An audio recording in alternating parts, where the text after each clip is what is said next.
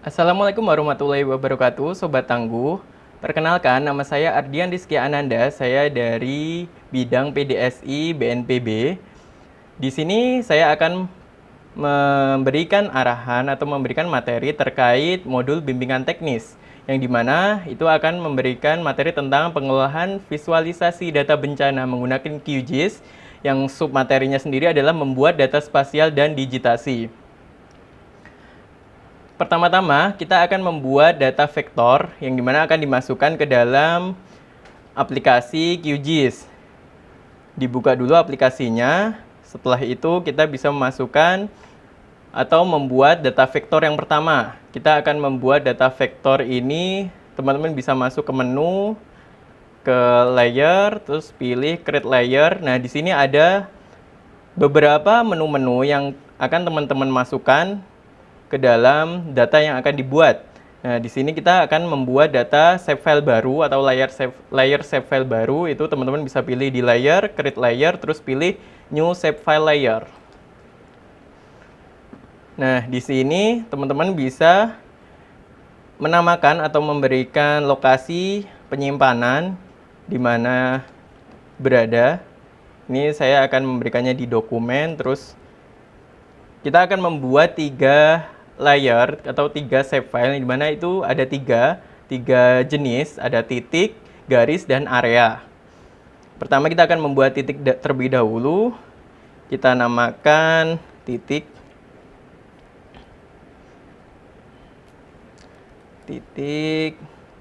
Terus posisinya ada di dokumen, terus klik save. Nah, jangan lupa juga untuk mengatur sistem koordinatnya. Teman-teman bisa pilih di sini. Nah, kalau yang saya pakai di sini adalah WGS 84. Terus untuk geometri tipenya itu teman-teman pilih point karena kita akan membuat save file berbentuk titik.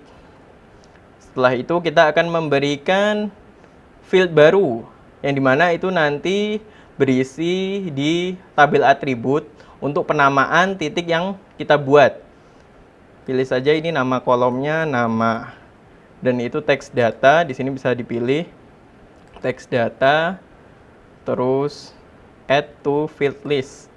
Oke, ini nanti udah masuk. Jadi ketika teman-teman melakukan digitasi atau pembuatan titik, teman-teman bisa sekalian memasukkan apa sih nama titik tersebut. Misalnya seperti ada fasilitas umum, masjid atau sekolah atau yang lainnya, itu teman-teman bisa menamakannya di sini. Setelah itu, oke saja. Nah, ini teman-teman sudah masuk di sini save file atau data yang digunakan untuk penginputan data di peta. Setelah itu kita akan melakukan hal yang sama untuk data jenis garis dan jenis area. Sama seperti tadi, pilih layer, create layer, create layer, new save file layer. Terus ini pilih di sini garis, save. Nah, jangan lupa untuk mengubah geometri tipenya. Kita akan membuat line, jadi pilih line. Untuk sistem koordinatnya sama, terus memasukkan field baru untuk penamaannya, sama seperti yang tadi, nama. Terus text data, add to field list. Setelah udah, klik OK lagi. Nah, ini berbeda, data titik dan data garis. Yang terakhir kita akan membuat data poligon. Sama, dipilih tempat penyimpanannya dengan nama poligon. Lokasi penyimpanan, terus save. Ini geometri tipenya pilih poligon, terus sistem koordinat sama. Membuat field baru lagi untuk keterangan namanya. Next, add to field list, checklist, terus oke. Nah, ini kita sudah masukkan semuanya dari titik, garis, dan area atau poligon. Setelah itu kita akan mencoba membuat datanya agar sesuai dengan penampakan di sebenarnya yang nantinya bisa digunakan untuk pembuatan peta. Mungkin di sini kita akan memasukkan peta dasar sebelumnya. Nah, plugin yang kita masukkan di sini adalah plugin, klik plugin, manage. Terus teman-teman bisa cari HCM JIS ini. HCM JIS. Nah, setelah itu sama caranya diinstal seperti biasa tadi, install plugin, terus setelah itu di close. Nah, untuk memasukkan peta dasarnya, itu teman-teman bisa pilih di web, terus di menu HCM JIS, terus pilih base map, terus teman-teman di sini banyak sekali pilihan, teman-teman pilih saja. Ini saya tadi memilih Google Satellite. Google Satellite. Nah, di sini kita bisa mungkin sedikit di zoom posisinya agar kita bisa melakukan digitasi.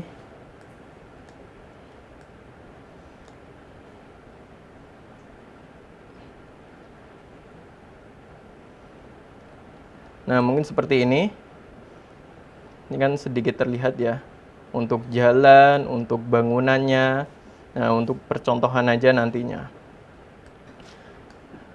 Nah, langkah yang pertama yang akan kita lakukan adalah melakukan digitasi dengan data titik. Ya, di mana data titik ini bisa merepresentasikan mungkin atau ada objek masjid, ada objek, pokoknya data-data yang bersifat titik. Di sini saya akan memilih titik. Cara memulai pengeditannya adalah setelah dipilih, ini pilih di toggle editing ini. Pilih toggle editing, diklik di sini. Terus teman-teman bisa menampilkan ini. Pilih saja add point feature. Dipilih add point feature, misal kita akan mencari titik. Nah, ini sepertinya ini objek masjid. Jadi kita bisa pilih di sini, diklik saja. Setelah pilih add point feature ini tadi, diklik. Nah, ini muncul menu atau jendela untuk penamaan objeknya. Seperti yang kita sudah masukkan tadi, kita membuat field baru yaitu nama untuk penamaan objeknya. Di sini kita misal tulis saja masjid. Oke. Nah, ini sudah ada titik kan di sini.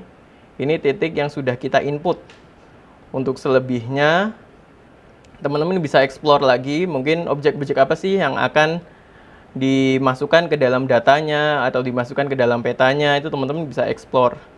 Mungkin untuk lokasi-lokasi yang teman-teman lebih tahu, mungkin nanti bisa penambahan atribut tabelnya bisa lebih lengkap, seperti masjid apa atau sekolah apa, ini itu teman-teman bisa input di dalam data ini.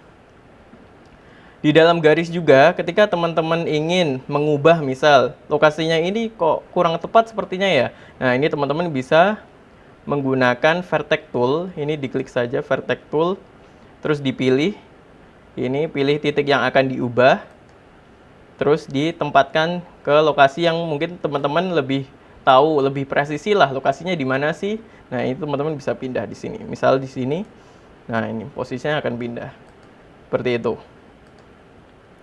Ini untuk titik. Selanjutnya kita akan melakukan digitasi data berupa garis. Data berupa garis ini biasanya terdapat dua jenis data, yang seperti data jalan atau data sungai, biasanya seperti itu.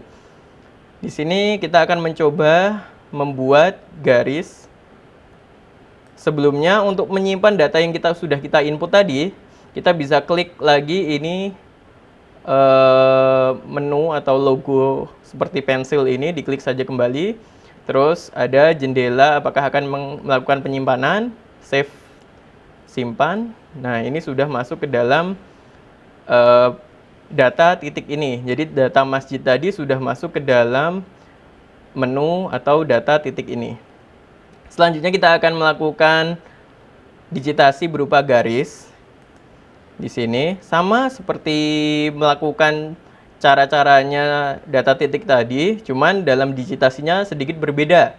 Karena kita akan melakukan penambahan data yaitu berupa garis. Kalau tadi kan titik, kita akan berupa garis, sama seperti tadi, pilih saja ini yang gambar seperti pensil ini, terus pilih add line feature. Nah, ini di mana ini jalannya sepertinya ini ya, kita akan digitasi jalannya. Nah, ini seperti ini.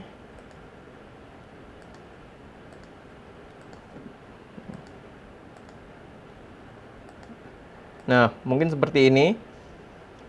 Ketika sudah selesai, teman-teman bisa melakukan klik kanan. Klik kanan ini untuk menyimpan, terus nanti teman-teman diarahkan untuk menamakan garisnya. Klik kanan saja ketika sudah selesai, sama seperti tadi. Misal ini adalah Jalan Pramuka misal.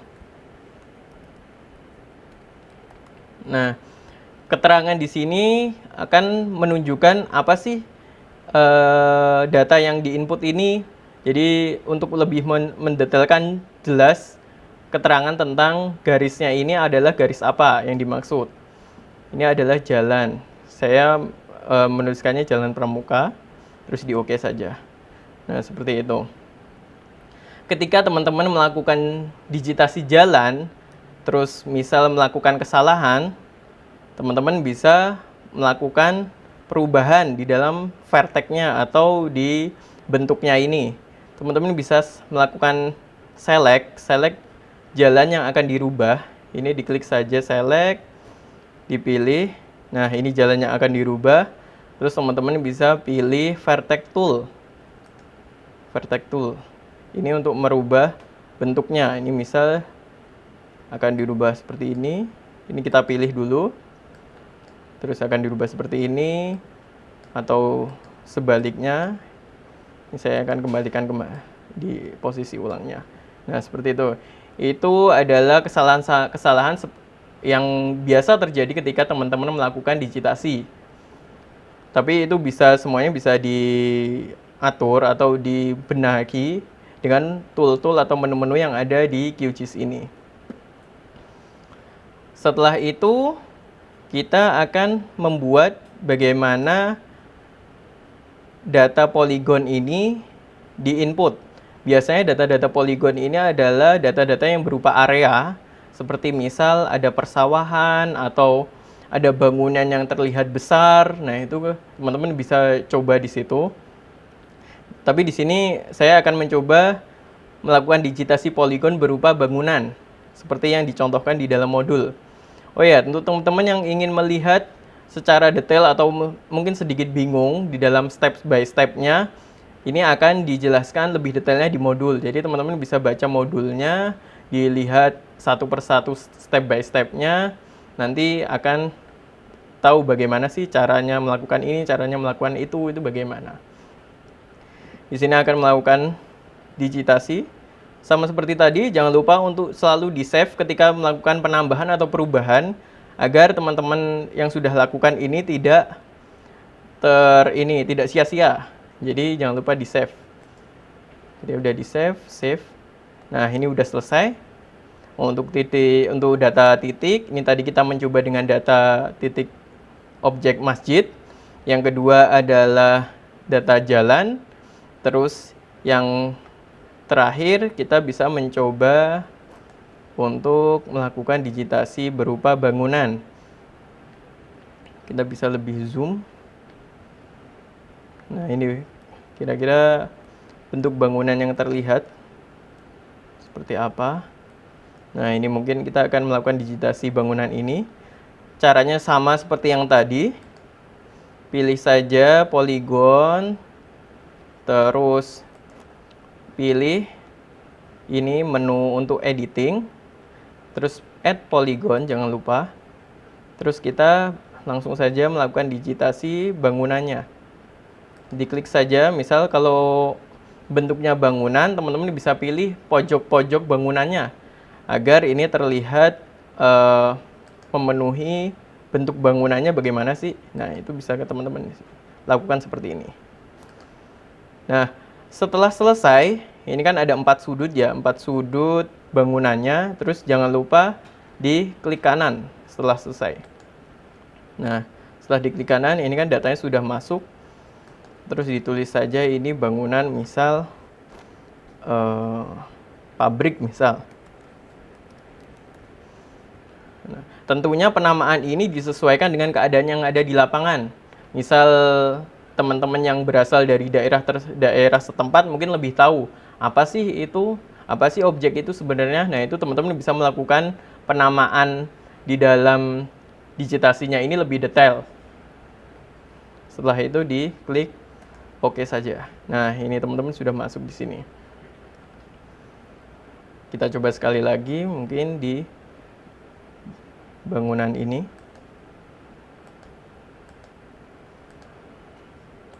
Nah, sama seperti yang tadi, jangan lupa penamaannya, misal rumah.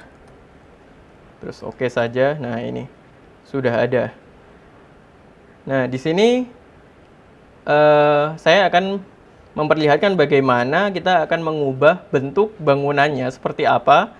Misal terjadi sedikit kesalahan bentuk bangunannya, itu sama seperti yang tadi, dipilih saja objek yang akan dibenahi atau diperbaiki, diklik nih misal ini. Terus kita pilih Vertex Tool untuk perubahannya. Kita pilih di sini. Diklik, terus kita ubah misal bentuknya lebih jauh seperti ini. Nah, seperti itu. Jadi kita tidak usah membuat data baru, kita tinggal melakukan editing di data sebelumnya.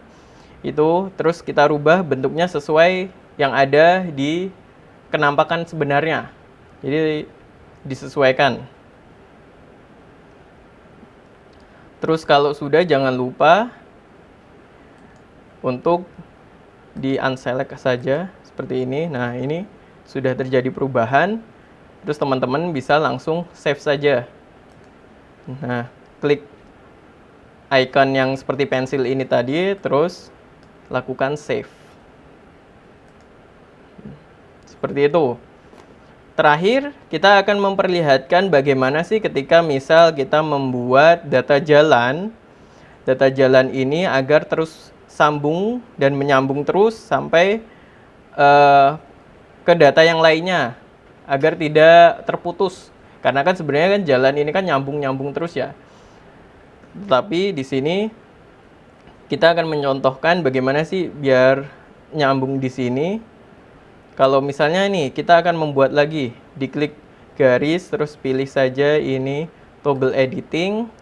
Nah, di sini kan tidak ada tampilan sudah menyambung belum sih ini garis antar jalan ini. Karena kita kalau misalnya mencoba kayak gini, misal digitasi, nah kita melakukan digitasi sini untuk jalan. Nah, ini kan kita tidak tahu jalan ini udah nyambung atau belum dengan garis yang atau jalan yang ini. Maka dari itu kita akan memperlihatkan bagaimana caranya untuk menyambungkan antar garis atau antar jalan ini agar nanti menjadi satu file, atau dia paling enggak data garis yang satu dengan garis yang lainnya ini tidak terputus. Jadi kita akan mencontohkannya. Nah, ini kita akan menghapus dulu sebelumnya. Data ini kita hapus. Terus kita akan menampilkan toolbar baru, yaitu namanya snapping tool. Snapping toolbar, kalian teman-teman bisa klik di sebelah menu mana saja, diklik kanan. Terus pilih snapping tool. Snapping toolbar. Klik saja snapping toolbar. Nah, ini sudah muncul. Teman-teman bisa pilih ini yang menu magnet ini atau enable snapping, diklik, terus pilih all layer. Nah, kalau sudah, sekarang kita coba kembali cara digitasinya, apakah sudah ada tempelan-tempelannya. Jangan lupa untuk melakukan aturan juga, ini di sebelah pengaturan all layer ini, teman-teman bisa pilih vertex and segment. Jadi di setiap vertex dan di setiap segmennya ini akan melakukan snap. Nah, ini Setelah diaktifkan, ini teman-teman bisa lihat ada tanda warna pink ini. Nah, ini menandakan data yang nanti teman-teman akan bikin itu bersambung dengan data yang kalian pilih. Jadi data yang teman-teman pilih. Misal nih, kita akan melakukan digitasi dari sini. Nah, ini kan langsung muncul tanda berwarna pink ini. Jadi diklik saja, terus kalau sudah, diklik kanan. Terus dinamakan lagi, misal jalan. Oke. Nah, ini sudah dipastikan bahwa garis yang di sini, garis jalan di sini, dan garis jalan ini adalah menyambung. Berbeda dengan apabila tadi kita belum mengaktifkan snapping toolbar ini, maka kita tidak tahu apakah jalan itu tadi bersambung atau kurang, masih terputus atau melebihi dari garis yang akan kita singgungkan. Seperti itu. Jadi data itu akan terlihat ketika teman-teman di sini melakukan zoom. Ketika di zoom seperti ini nanti akan terlihat apakah datanya itu sudah pas atau belum sih. Berbeda nih, saya akan mencontohkan apabila tidak menggunakan snapping ini. Nah, snapping saya off-kan, terus saya membuat garis kembali. Misal di sebelah sini, di garis ini. Nah, ini tidak ada tanda apakah ini ada sudah sambung atau belum. Karena terkadang kita melakukan klik di sini, terus selesai, padahal datanya itu ketika di zoom, ini belum menyambung dengan data di sebelahnya. Maka dari itu, gunanya menu snapping ini adalah agar garis-garis yang akan kita gunakan, salah satunya itu agar bersambung terus dan tidak terputus. Walaupun nanti kita akan zoom in sejauh mana, itu akan terlihat tetap tersambung. Seperti itu. Untuk pengenalan, digitasi, dan add data. Pembuatan data berupa titik, garis, dan area. Mungkin itu saja dari saya terkait penambahan data dan digitasi data. Selebihnya mungkin nanti teman-teman bisa melihat di dalam modul untuk selengkapnya bagaimana dan cara-caranya bagaimana, atau mungkin ada yang sedikit kebingungan, mungkin bisa dilihat lagi step by step-nya di modul. Setelah itu bisa teman-teman lebih explore lagi, lebih mencoba, dan tentunya lebih sering mencoba agar data yang teman-teman ciptakan ini berkualitas lebih baik dan baik lagi. Mungkin itu saja dari saya, kurang lebihnya mohon maaf. Wassalamualaikum warahmatullahi wabarakatuh.